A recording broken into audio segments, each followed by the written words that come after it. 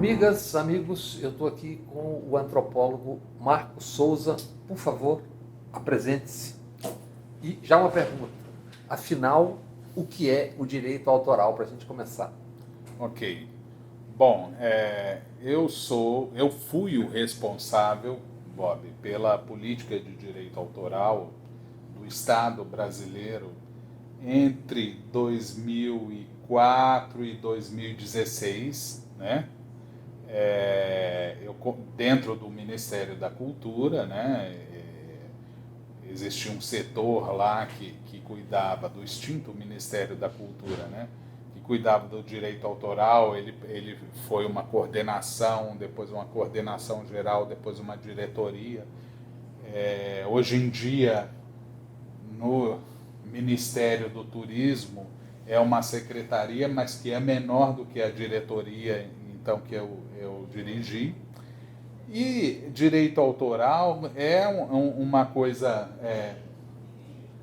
que todo mundo, de alguma forma, já escutou falar. Mas que é muito mais do que a gente sabe. É muito mais, porque é uma coisa extremamente complexa. É um ramo que se convencionou chamar de um ramo da propriedade intelectual, né? Existem outros, os principais: patentes, marcas, a proteção de cultivares, né? Mas o direito autoral é esse ramo da propriedade intelectual que protege as criações, né? E a lei fala em criações do espírito, ou seja, as obras que são criadas, né, por escritores, compositores, coreógrafos. Há muitos ramos, muitos tipos de obras que são protegidas pela lei de direito autoral, até mapas, projeto de engenharia e de arquitetura, está tudo na mesma lei que protege o autor de livros ou de música. O direito autoral ele tem uma história, não é recente, ela é longa, vamos dizer assim.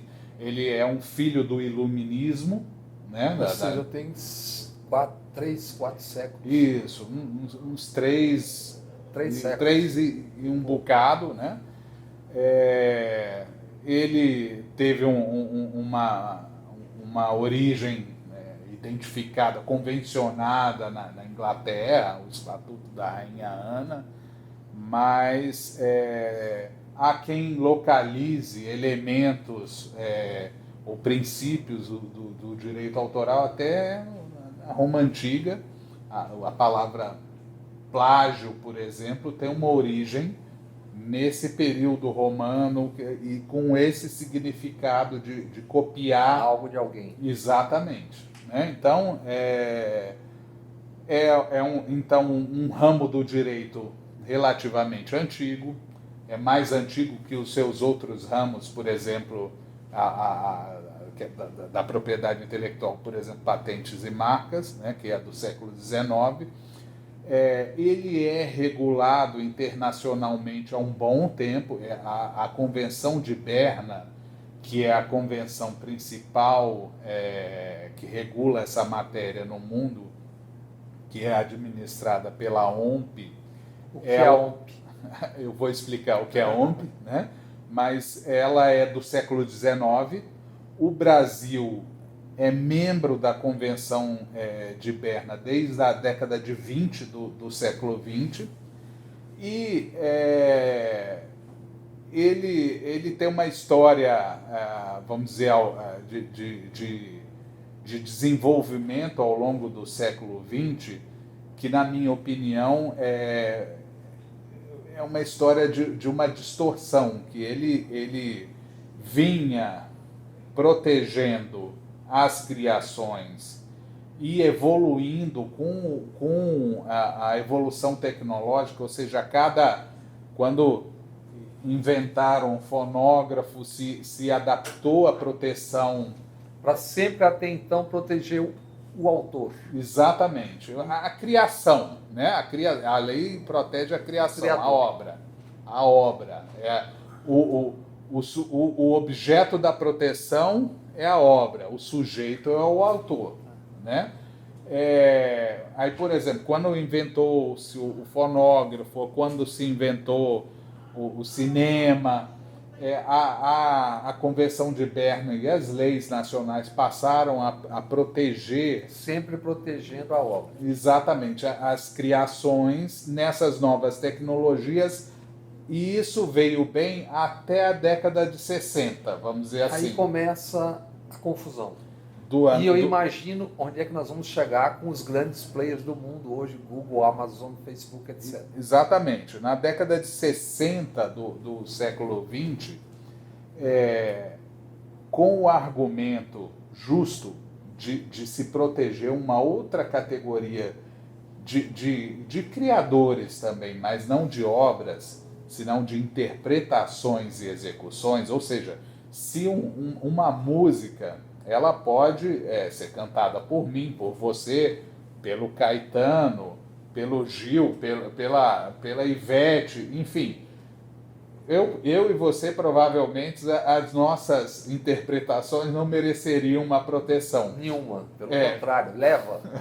Mas uma pessoa que tem um talento para interpretar, se convencionou, se chegou à conclusão, então, naquela época, que essa interpretação era dotada de um grau tal de originalidade, de criatividade, que merecia uma proteção. Então, houve uma convenção, a OMP ainda não existia, era no âmbito da Unesco e da OIT, uma convenção chamada Convenção de Roma, que era para proteger, então, as interpretações e execuções musicais, mas interpretações também entendida, muitos países estenderam isso às interpretações dramáticas, né? Enfim, atores e atrizes, mas o intérprete, o cantor e a cantora, né? E aquele que acompanha, o cara da banda, a orquestra também, enfim, tudo isso ganhou uma proteção como direito conexo ao direito de autor. É um tipo de direito autoral. Mas se aproveitou aquele momento, a indústria, para criar uma proteção também para os produtores fonográficos, ou seja, para as gravadoras. E aí as gravações, a música gravada, passou a contar com uma proteção de direito conexo, cujo titular era a gravadora. A gravadora. Aí começa a proteger investimento. E o outro beneficiário dessa Convenção de Roma foram os radiodifusores. Muita gente não sabe, mas TV e rádio goza de um direito autoral, com aspas, na sua transmissão. O seu sinal transmitido, ele é protegido. Ou seja, o que eu não posso usar no YouTube, a televisão e a rádio pode. Não. O que a TV e a rádio transmitem é protegido pela lei de direito autoral, como direito conexo. Essa categoria de direito conexo. Então, direitos autorais são os direitos de autor e os direitos conexos, esses que protegem artista, intérprete ou executante, produtor de fonograma, gravadora, e radiodifusores, TV e rádio. Esse é o grande... Esses podem. Esses gozam de proteção, não é que eles podem, eles têm proteção. Porque o radiodifusor, para usar uma música, ele tem que... Ele paga. Né? Então, exatamente. Então, ele não é que ele tem direito sobre a música, ele tem direito sobre a transmissão daquela transmissão daquela o ECAD. Exatamente. Né? Pagando o ECAD, que quando você paga o ECAD, aquilo significa que você está pedindo uma autorização, né, para você utilizar. E o dono da obra será remunerado. Exatamente. E o intérprete também, né? E o executante, né? Bom, tudo isso, então, nesse momento, na minha opinião, eu vejo como a primeira grande distorção do sistema de direitos autorais, que passou-se a proteger investimento. E da década de 60 em diante, e isso ficou mais marcado com o advento do digital, né, você tem cada vez mais, vamos dizer, um sistema que privilegia a proteção do investimento. Ou seja, privilegia os grandes players. No momento a gente está falando de Google, de Amazon, de Facebook, etc. E dificulta o produtor. Que eu li um texto seu e de outros autores que diz que para esses no momento está sobrando o osso. O osso. Na verdade, os grandes players, eles se beneficiam de uma forma indireta. Não é que eles gozam da proteção do investimento. É que como esse ecossistema do digital, esse ambiente digital, ele é marcado por, vamos dizer, por oligopólios, no mínimo oligopólios, para não dizer em algumas searas monopólios, né? Ou duopólios, às vezes, por exemplo, redes sociais.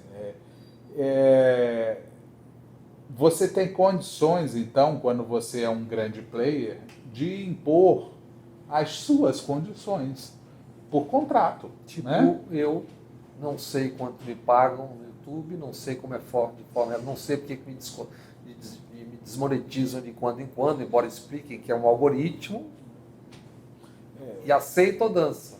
Exatamente. Isso sem contar, né, que quando você dá o de acordo nos termos de uso, você está se submetendo a um tribunal, muitas vezes um tribunal lá na Califórnia, né?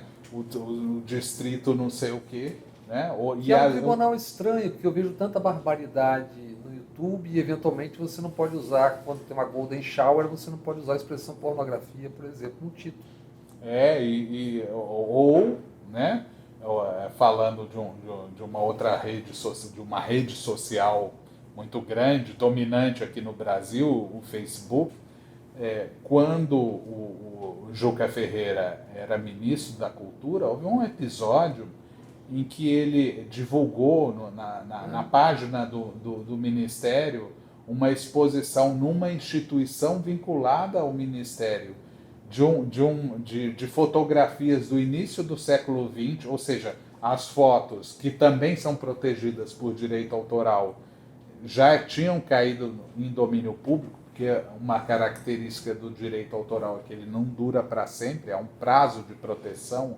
Aqui no Brasil são 70 anos, em relação, depois da morte do autor. Se eu não me engano, teve algo que se chama a lei de Mickey Mouse também, não teve? Como é que... Isso foi quando os Estados Unidos, na década de 90 do século passado, em 1996, um pouco antes disso, a discussão ocorreu, ela foi feita em 1996, a DMCA, a Digital Millennium Copyright Act, que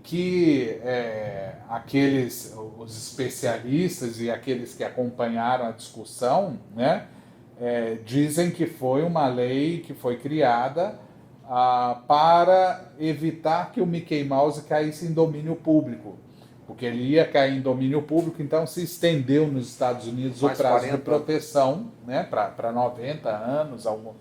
E nesse caso, o efeito disso no mundo é que os Estados Unidos passaram a pressionar os outros países para que todos aumentassem os seus prazos de proteção, as suas leis autorais. E essa discussão permanece até hoje, né? Todos os países sofrem uma pressão para aumentar, né? Houve, por exemplo, mais recentemente, em relação aos direitos conexos na Grã-Bretanha, uma discussão semelhante por conta dos Beatles, porque aí a proteção dos direitos conexos, ou seja, interpretações, execuções e produtores de fonogramas, discos, iam entrar em domínio público e se criou um impasse se não era melhor aumentar de 50 para 70. Olha, se eu não me engano, foi isso que aconteceu. Eu não lembro perfeitamente da conclusão dessa discussão, mas eu creio que aumentou para 70 essa proteção. Falando em conclusão, na história do Juca, o Facebook, à época, censurou a foto de divulgação da exposição, porque era uma foto do início do século XX, que aparecia um casal de indígenas, inclusive de índios já extintos, de uma etnia já extinta, os botocudos, se eu não me engano, e a Índia estava com os seios de fora, né? Então, não existia uma questão autoral, porque o prazo de proteção da fotografia, que é 70 anos depois da divulgação, a fotografia já tinha vencido. Não existia uma ofensa à imagem ou qualquer coisa, e foi por suposta pornografia. E depois voltar atrás. Porque o Ministério da Cultura entrou com uma ação judicial, né, e questionou isso, então houve um recuo antes que se chegasse a uma decisão judicial, porque pegou muito mal. O que o Juca argumentava na época é que a senhora... a gente não tem que importar um padrão de puritanismo norte-americano para as nossas relações sociais. Vocês que têm que se adaptar. Só que prevalece isso. Exato, porque manda quem é dono, né? E quem assim, as pessoas utilizam aqui. Hoje em dia não há mais como se viver fora do digital para várias coisas, né? Então, ao entrar no digital, você está se submetendo aos termos daqueles que Agora, são proprietários. É estranho porque às vezes a gente vê tanta coisa bárbara, fascistoide, que segue. Sim, é estranho. E veja, há uma... Isso é uma sensação que eu tenho, né, vendo algumas redes sociais, que há um algoritmo, ele não vai ter condições de avaliar em todos os casos o que é um discurso de ódio ou o que não é, por exemplo, né? Porque isso pode ser sutil, E aí há interferência humana. Mas aí eu fico pensando que será que se paga tão pouco que você contrata pessoas sem capacidade para fazer a curadoria desses conteúdos? Por exemplo, como é que a mamadeira de piroca célebre da eleição caminhou por semanas e semanas? Aí entra uma outra questão, né? Que afinal de contas, os aplicativos de mensagens são redes sociais, há quem entenda que são coisas diferentes, mas de qualquer forma, ainda assim, não circulou apenas, né, nos aplicativos, circulou também em redes e é isso, né? Estamos, o resultado tá aí, todo mundo. Você falou 2 ou 3 vezes na OMP. Primeiro vamos para a OMP, depois vamos navegar. A OMP é a sigla da Organização Mundial da Propriedade Intelectual. Ela é um dos órgãos singulares do sistema Nações Unidas, como a Unesco como a OIT como a UIT como a OMS, enfim, tirando dos organismos internacionais mais conhecidos, os que não são da ONU, por exemplo, a OMC, Organização Mundial do Comércio, não integra a ONU, nem a OCDE, a malfadada OCDE, mas geralmente um organismo multilateral está no âmbito da ONU. Essa OMP, a Organização Mundial da Propriedade Intelectual, ela é o primo rico do sistema Nações Unidas. Unidas. Característica distinta por quê? É distinto porque ela não depende da contribuição dos Estados-membros para o seu financiamento. Ela gera a maior parte da sua receita. Uma empresa que queira uma proteção mundial ou internacional de sua patente, você tem que pedir na OMP. E paga caro. paga caro, isso é cobrado e cobra caro. A mesma questão em relação às marcas, enfim, ela tem uma fonte de recursos por prestar esse serviço que garante a ela um status, vamos dizer, de primo rico. A sede é impressionante, lá em Genebra, né, uma coisa suntuosa, nababesca. E aonde você entra na história com a OMP? Bom, eu entro na história com a OMP por alguns motivos. Porque a OMP, então, ela funciona com base em comitês permanentes e temporários, mas dos comitês permanentes são dedicados, por exemplo, aos temas principais dela, né? Há um comitê para direitos autorais, há comitê de patentes, comitês de marcas e de outros assuntos que a OMP também trata. No caso do Comitê Permanente de Direitos de Autor e Direitos Conexos, que a sigla em inglês é SCCR, né? Esse comitê é o locus de onde emanam as possíveis regulações internacionais sobre direitos autorais, né? Que depois passa por uma Assembleia Geral, uma conferência diplomática, que é o nome do âmbito multilateral que celebra um tratado ou uma convenção. Para que aquilo se espalhe, seja aceito ou não por outros países. Exatamente, né? E os países têm que participar. No caso do Brasil, participava ativamente desse comitê, fazendo propostas, combatendo outras. Enfim, a arena multilateral do direito autoral. Tá. Foi nessa arena que você, se não me engano, você teve 2 vitórias em relação a desejos norte-americanos, digamos assim. Sim, o outro foi na Unesco. No caso da Unesco, foi a Convenção sobre a Proteção e Promoção da Diversidade Cultural, que é uma convenção importantíssima no âmbito da cultura. Não é relativa a direito autoral, ela é relativa ao direito dos países de terem políticas públicas de promoção da sua diversidade, da diversidade interna do país, mas também da diversidade cultural do mundo, né? Ou seja, uma convenção que permite, por exemplo, que os países implementem cotas de audiovisual no cinema, na TV, ou, por exemplo, vídeo por demanda também, Netflix, etc., sem sofrerem sanções comerciais na OMC, né? Isso, então, foi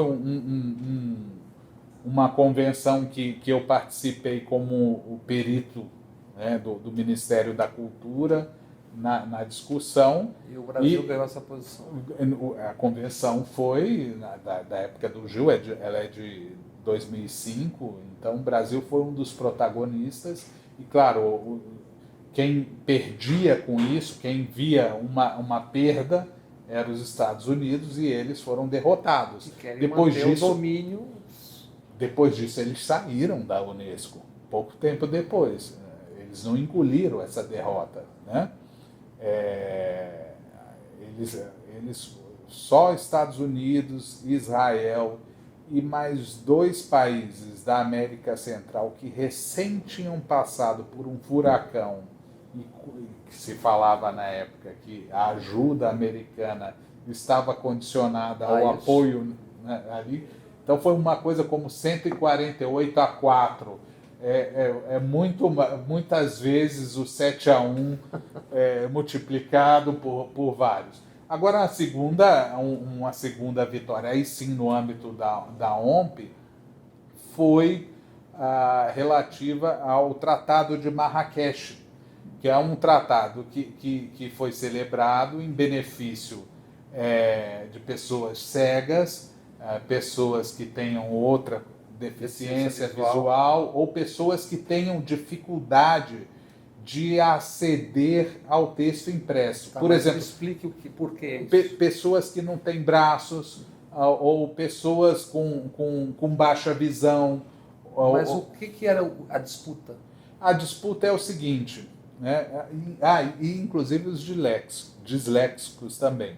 A disputa se trata de que se uma lei de direito autoral não prevê que Braille, por exemplo, ou o formato DAISY, que é o formato que é usado mais para a ciência, para o estudo, etc., para uma pessoa cega, se isso não estiver previsto na lei que pode, sem necessidade de pedir autorização e remunerar, se trata de pirataria. Então foi uma iniciativa, sim, nossa, do Ministério da Cultura do Brasil, junto com Itamaraty, claro, né, que levamos, foi uma oposição muito grande de quem? Dos Estados Unidos.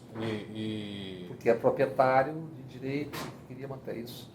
Não, porque cria uma situação, foi o primeiro tratado no campo da propriedade intelectual que não foi para conceder direitos aos titulares, e sim limitar esses direitos em benefício de um outro grupo.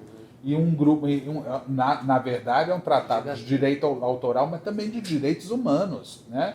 Então, como há uma indústria editorial forte nos Estados Unidos e na União Europeia, que também foi contra, né? E até, pasme, né? Por exemplo, os estúdios de Hollywood, que não tinham nada a ver, um tratado que limitava direitos em texto impresso, não era filme, né? Eles se opuseram fortemente, né? A posição do governo americano foi contra, né? Mas se chegou a um tratado e hoje, tanto uns quanto os outros, tanto os Estados Unidos quanto a União Europeia ratificaram o tratado. Entenderam, enfim. E não, engoliram. O que aconteceu foi isso. Aqui no Brasil, esse tratado ele foi ratificado como emenda constitucional, porque os tratados de direitos humanos, por conta da emenda 45, eles, quando ratificados por quórum qualificado, ou seja, 3/5 ou 2/3, nas duas casas, em duas votações, eles são equiparados a uma emenda constitucional. Então, um tratado que também ganhou esse status aqui no Brasil é o segundo. O primeiro é a Convenção da ONU sobre os Direitos da Pessoa com Deficiência, e no meu score particular foi 2-0 contra ou em relação aos Estados Unidos.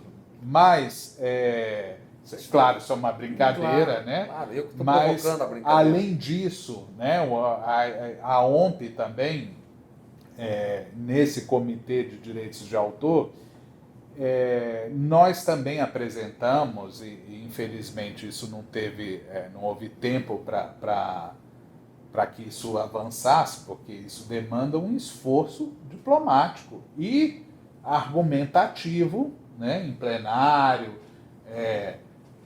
você tem que convencer os demais. Convencer os demais, etc., a respeito do direito no ambiente digital, o direito autoral no ambiente digital. Então, o Brasil, a gente desenvolveu no Ministério da Cultura, né, um paper, uma proposta de discussão nesse Comitê de Direitos Autorais da OMP sobre essa questão do digital. Porque isso foi em 2015, 2016, 2015, né? Havia uma reclamação dos nossos autores, dos nossos artistas, a respeito da remuneração que recebiam, principalmente na música, mas isso não é um fenômeno restrito à música, é um fenômeno que também, por exemplo, um fotógrafo pergunta para qualquer fotógrafo o que ele ganha a foto tá voando por nas fotos voando por aí, na internet. Ou a própria questão do audiovisual, há uma discussão em relação à regulamentação do VOD no tocante VOD. vídeo por demanda, serviços como Netflix, Prime, esse tipo de serviço de oferta de audiovisual por streaming, né? Há uma discussão da sua regulamentação no tocante, na camada, vamos dizer assim, de estímulo à produção nacional com cotas, pagamento de condecine, mas os direitos autorais incidem nisso daí, não há notícia, Ou né, seja, do pagamento disso. Você está dizendo o seguinte, que os grandes players usam e não precisam pagar, por exemplo, imposto. Isso é um fenômeno mundial, né? Os grandes players... Grandes players, estou falando de Google, Amazon, Netflix, tudo isso. Há reclamações em vários países do mundo a respeito da seguinte equação.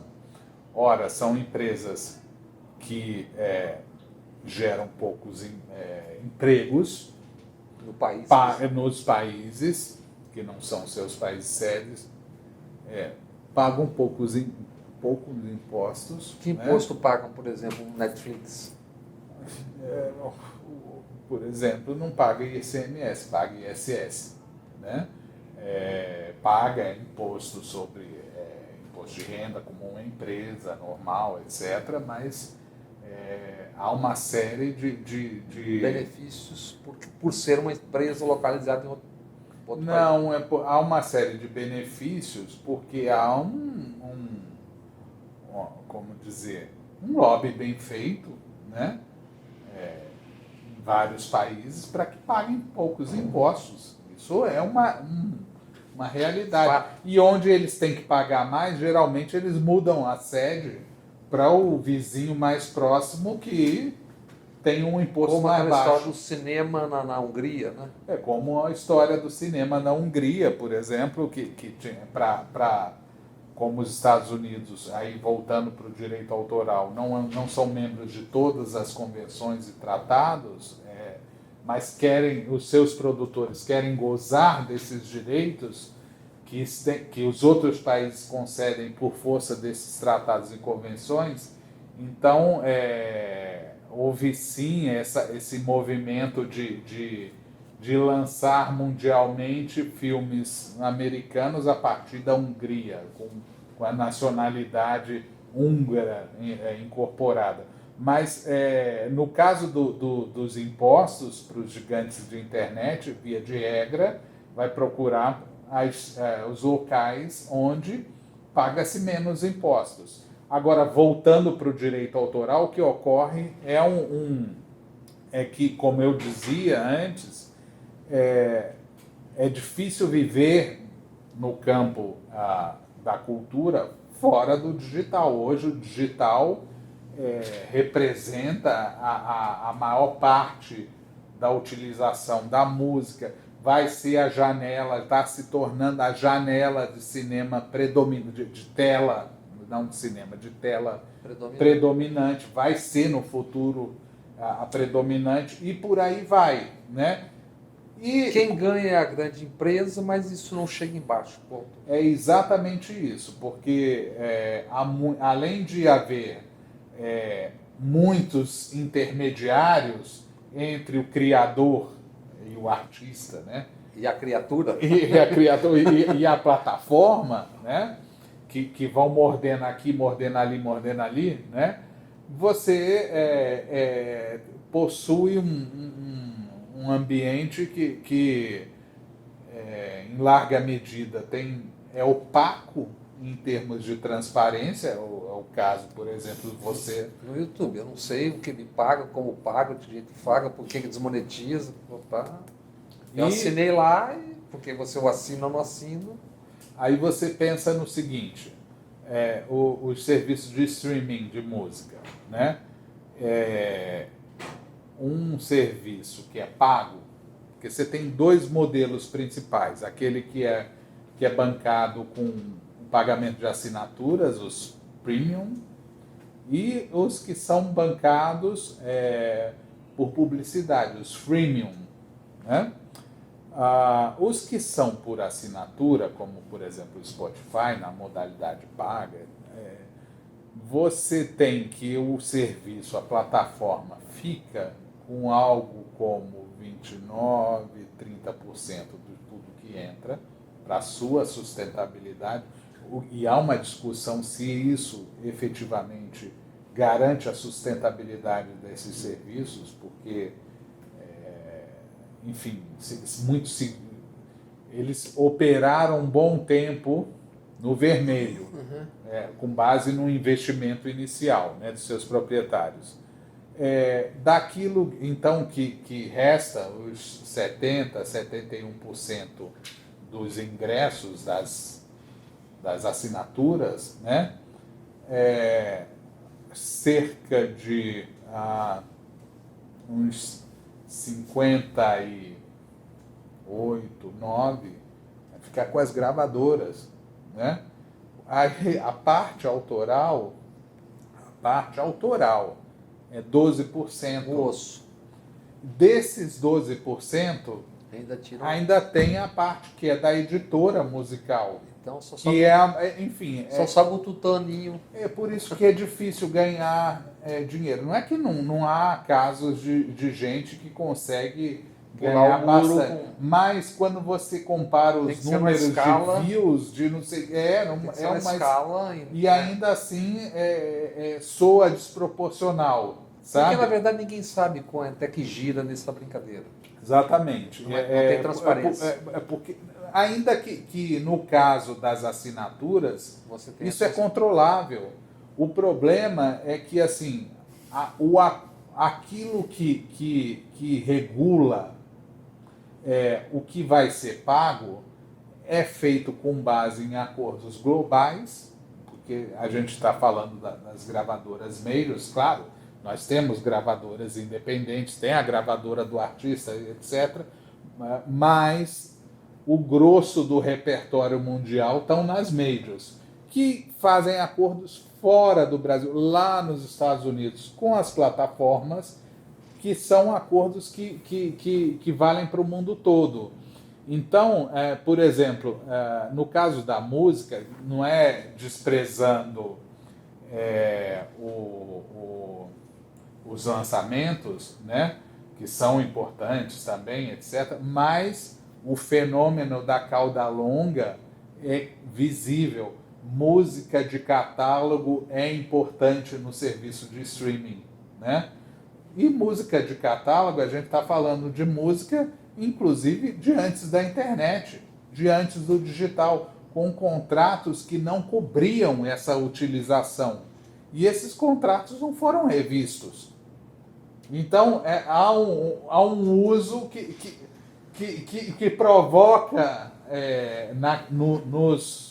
nos nossos criadores um mal-estar de muita gente, porque eu não assinei um contrato, eu escutava isso com a gravadora, tratando do digital, porque naquela época não existia. E a lei é clara em estabelecer que os contratos só são válidos para as modalidades de utilização existentes na época da sua assinatura. Então, o que a gente está vendo nessa conversa é que tem um gigantesco gap entre a chamada nova indústria e a chamada velha indústria. Exatamente. Sendo que a nova indústria, a indústria ganha e os novos que se virem. Enfim, esse é o jogo de hoje, né? Há uma disputa entre a velha e a nova indústria. Vamos ver quem vai ganhar, porque muita gente não sabe, mas essas plataformas, então, que são pagas, né, elas têm participação, algumas delas, das gravadoras como seus acionistas, né? De fato, o streaming de música veio para salvar a indústria musical do período de baixa. Mas está salvando a indústria. Mas está salvando só ela. Só ela. Então, ainda há um gap aí. Agora, pior é quando no serviço que é pago por publicidade. Porque há um movimento mundial de artistas que reclamam o value gap, do value gap, ou seja, dessa lacuna de valor, porque há um descompasso entre o que faturam essas empresas com publicidade e aquilo que é pago para a obra, para o autor. Então, também tem um fenômeno do acordo global com as gravadoras, etc., né?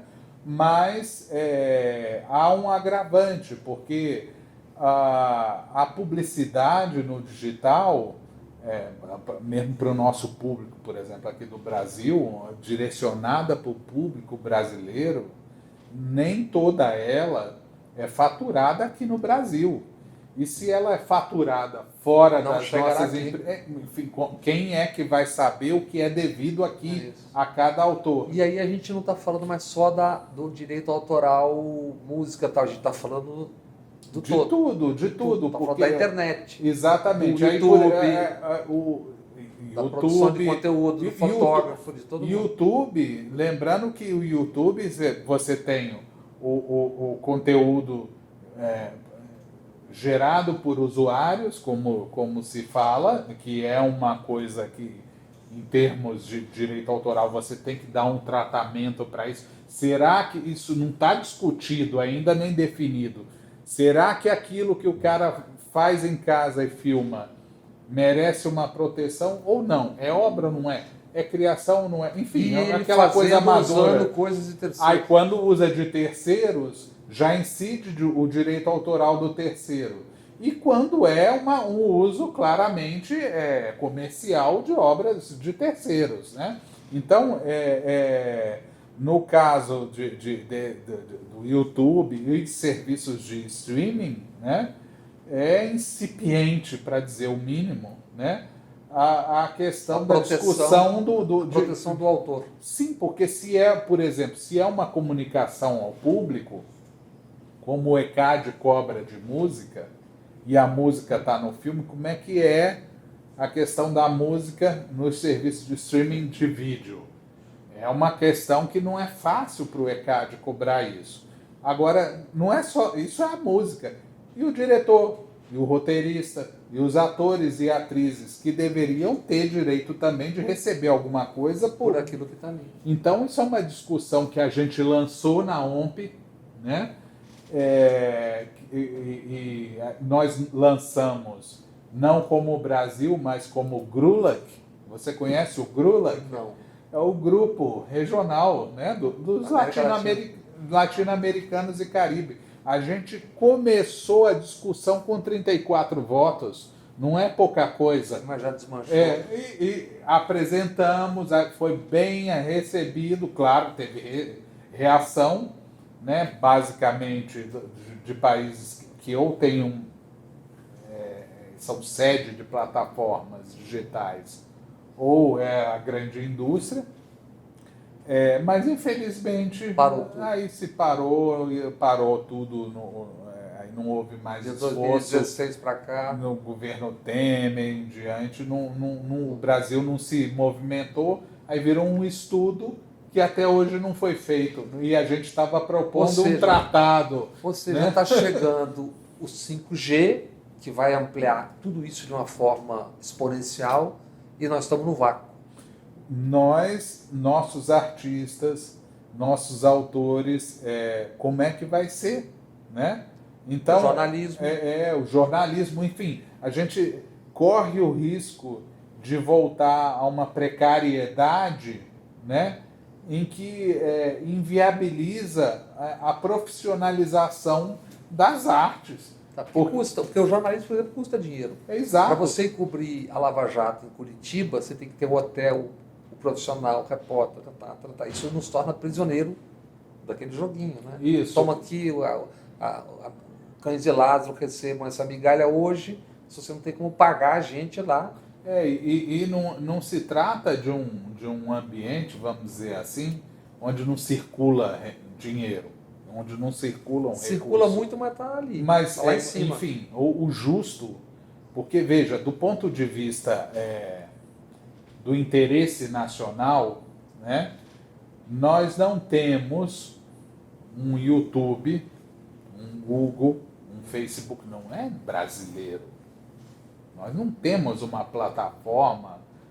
Ao contrário dos chineses que criaram as deles. Exatamente. Nós não temos uma plataforma poderosa, né, que se iguale ou chegue perto do poder dessas plataformas digitais. Mas nós temos uma coisa, nós temos o conteúdo. Nós temos uma música, por exemplo, que há estudos que dizem que é a quarta, quinta mais executada no mundo. É uma música que tem um mercado não só interno. Inclusive os regionais, o Bahia que vive não, sertanejo, etc. Enfim, há uma preferência por música nacional no Brasil e há uma preferência por audiovisual nacional. Só que o retorno também não é na mesma dimensão. Não. E isso era uma coisa que precisava ser discutida e precisa ser discutida em nível mundial, porque uma das... Isso você tem que ter tem que ser altivo, tem que ter projeto de poder geopolítico, tem que estar disposto a encarar essa discussão. A primeira delas, né, é qual é a lei que vale? Porque aquele conteúdo que o telespectador está acessando na internet, ele pode ter subido, o upload dele foi num país, ficou armazenado na nuvem. Qual a lei que vale na nuvem? E depois ele baixou para o streaming aqui em outro país, no Brasil. Enfim, qual é a lei que vale? É fundamental definir a jurisdição nacional sobre esses atos, porque é a partir disso você começa, dentro da sua soberania, a definir regras. E, claro, harmonizando em nível mundial com agora só estamos falando do agora e do futuro. Agora, para mostrar o tamanho da complexidade e do atraso, por exemplo, eu posso fazer xerox? Me fale um pouco sobre aquela questão do direito. A nossa lei de direito autoral, o Brasil enfim, como eu disse, é membro da Convenção de Berna, que trata de direitos autorais desde a década de 20, do século 20. A primeira lei exclusiva de direitos autorais, uma lei que merecesse esse nome de direito autoral aqui no Brasil, ela é de 73, ou seja, em pleno regime militar, né? Depois disso, ela só foi atualizada em 1998, quando, vamos dizer, havia um pouco interesse, né, do Ministério da Cultura na época, em 98, governo Fernando Henrique, sobre essa discussão. Enfim, isso é documentado e sabido. Então, quando ela foi atualizada em 98 para o ambiente digital, mas para o ambiente digital de 1998, não existia Google, não existia Facebook, não existia MP3. A questão do Napster, que revolucionou toda a indústria musical por conta da pirataria que supostamente ele promovia, o MP3, todas essas coisas é de depois, né? Então, e aí pela ausência do Estado também na discussão, é possível você identificar na lei de 98, assim, essa parte aqui foi escrita por tal indústria, essa daqui por tal indústria. Então foi um festival de lobbies, vamos dizer assim, que tornou essa lei, do ponto de vista do cidadão... Quais são os não podes? Só para ter um exemplo. Ela é uma das mais restritivas do mundo. Se não houvessem outras leis que tratassem da questão, por exemplo, do acesso à cultura, até biblioteca e sebo de livro ou de disco não poderia pela lei de direito autoral. Porque a lei é de 98, depois disso ela só teve uma alteração em 2013, em relação à questão do ECAD, da gestão coletiva de direitos, que houve uma CPI e se criou uma supervisão estatal, né? Mas essa parte assim do que não pode biblioteca, não pode sebo, não pode xerox. Para quem não acompanhou as discussões no final da década de 90, na década de 90, os anos 2000, houve inúmeras ações judiciais contra diretórios acadêmicos, contra xerox, fechamento de xerox.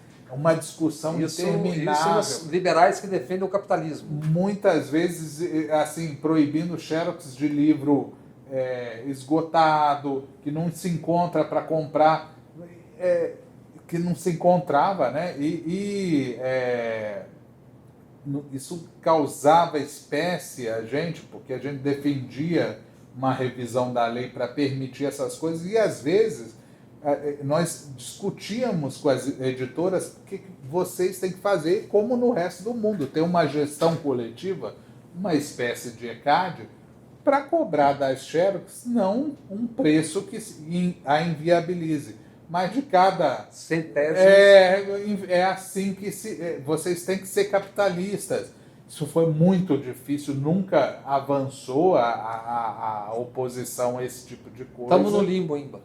Ainda estamos. Assim, um limbo, por exemplo, que não é só do Brasil, porque é uma questão que não avançou em nível mundial, o que eu posso fazer com a música que eu escuto no Spotify e eu paguei a mensalidade.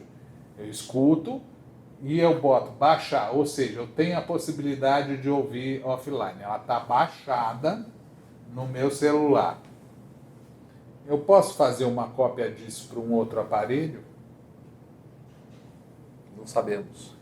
Isso está no limbo. Está no limbo, porque essa discussão, a rigor, não pode. Por exemplo, outro dia eu não pude usar uma música do Chico Buarque. E eu não posso sequer cantarolar isso no ar? Não, cantarolar pode. Posso. Pode. Disseram que não podia, eu falei, mas aí também... Enfim, é um uso incidental, não é o principal. Você não está fazendo uma apresentação. Não, eram 10 segundos. Você não é isso não. Eram 10 segundos, apesar de você, e fomos comunicados que o vídeo não seria monetizado. Imagina, isso é permitido, né? Porque é um pequeno trecho. 10 segundos. Hoje não pode você não pode não só a cópia.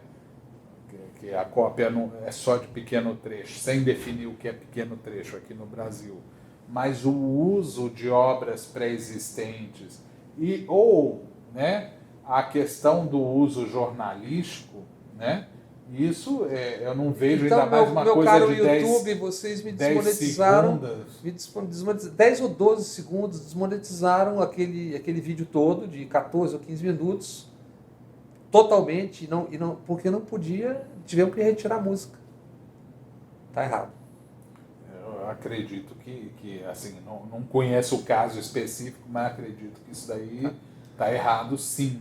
Um outro assunto que a gente já conversou sobre isso, que eu não sei se é da sua seara, tem gente que acha que é proprietário do assunto, então, embora seja no Congresso, né?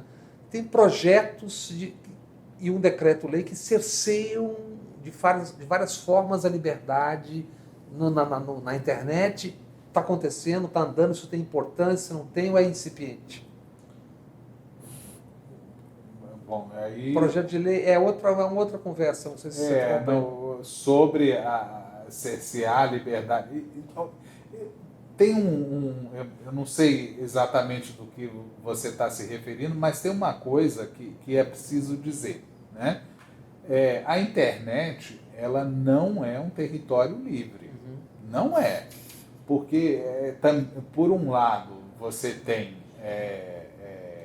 esses abusos, etc., mas, por outro lado, né, se você não regula, né, fica a lei privada, como esse caso que você acabou de citar, que você cantarolou 10, 12 segundos. Não, na verdade não foi uma cantarolada, foi um pedaço da música. 10 segundos da música. Enfim, pequeno trecho, uso incidental, é uma coisa que dá para questionar, sim, se não poderia ficar. Mas, assim, uma lei privada não é a melhor forma de funcionamento, né? Então, há também isso, uma discussão muitas vezes manipulada, né? Em que grupos que são bem intencionados, que defendem a liberdade, etc., são manipulados pelas grandes empresas a falar, não pode nada, a internet eu estou me referindo livre, a projeto de lei, tipo dados pessoais, essas coisas. Aí isso é uma outra discussão, né? Em relação aos dados pessoais, já foi aprovado um projeto de lei de proteção, a gente está no período de vacatio legis, né? Ou seja, há um período até que a lei entre em vigor, se eu não me engano, é agosto de 2020. Depois disso, houve a criação de uma Autoridade Nacional de Proteção de Dados Pessoais, que é muito, na minha opinião, é muito fraca, é pouco, não é uma autoridade com caráter independente, porque vai funcionar dentro do Planalto, da Casa Civil, um nível do cargo é baixo, enfim. Mas foi criado.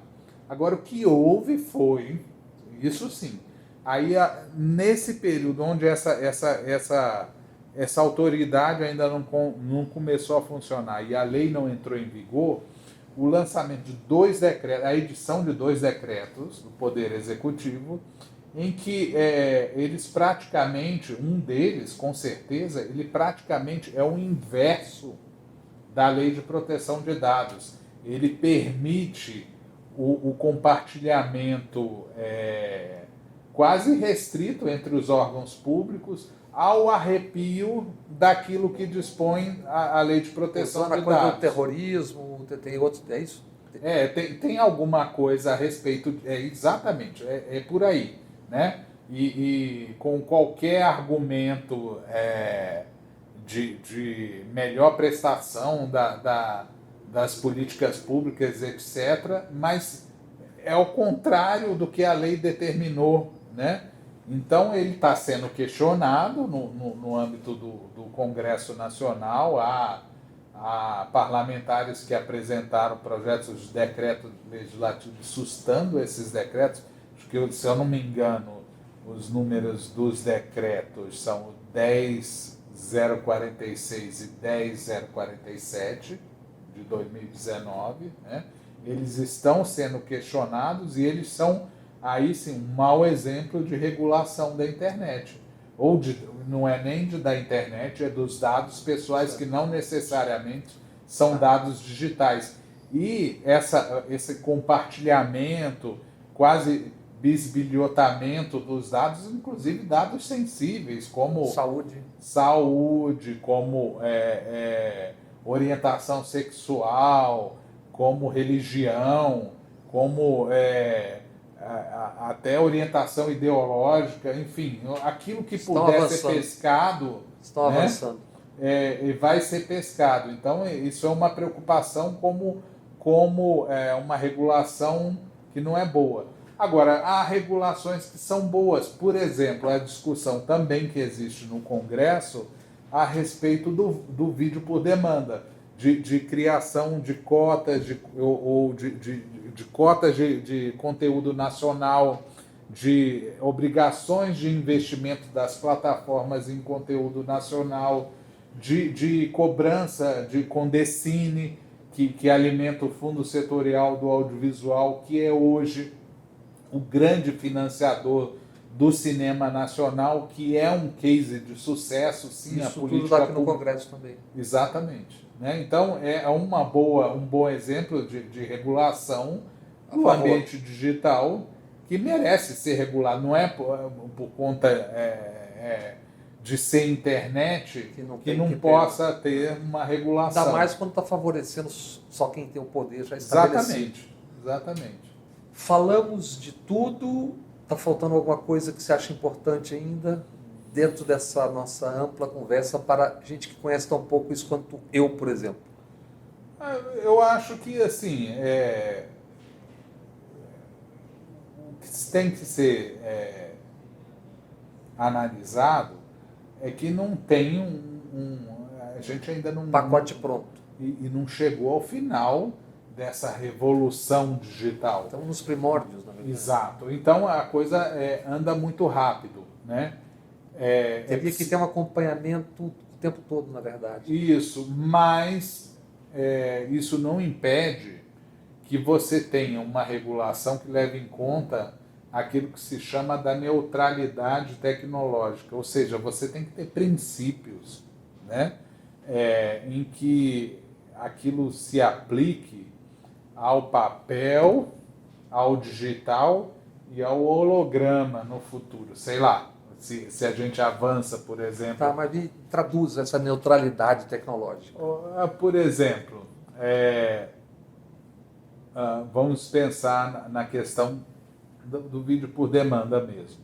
A regra que tem que valer, ela tem que valer para aquilo que é transmitido pela TV por assinatura, mas também pela internet. O meio não importa, a regra é a mesma. Cota, obrigação de investimento, para todos, condecine, etc.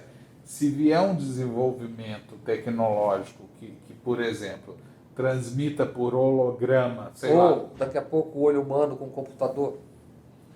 Tem que valer ali também, porque senão você corre o risco de legislar ano a ano. Então é óbvio que você também tem que ter para o ambiente digital uma previsão de a cada 5 anos dar uma revisão. Mas as regras, elas têm que ser principiológicas. Duráveis. Exatamente, porque como é um ambiente que evolui muito rápido, você tem que ter isso em mente.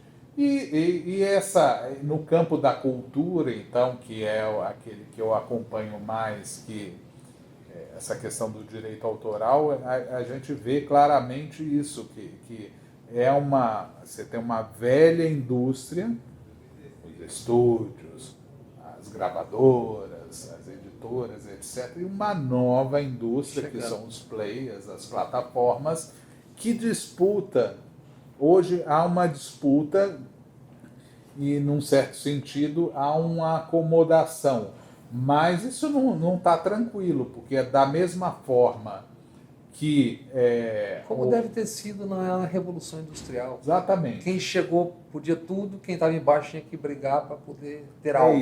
É isso. E se é verdade que há participação das gravadoras em algumas plataformas, há plataformas que já estão olhando se não é o caso de eu ter minha gravadora, eu ter minhas produções, enfim, uma coisa que pode ser um chute muito grande, mas aí você quase que vê uma substituição de uma indústria pela outra, né?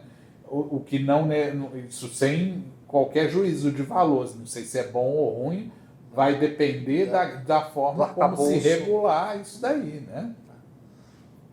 Amigas e amigos, é por isso que, alguns anos atrás, a ministra da França, da Cultura, queria capturar o Marcos e levá-lo para lá.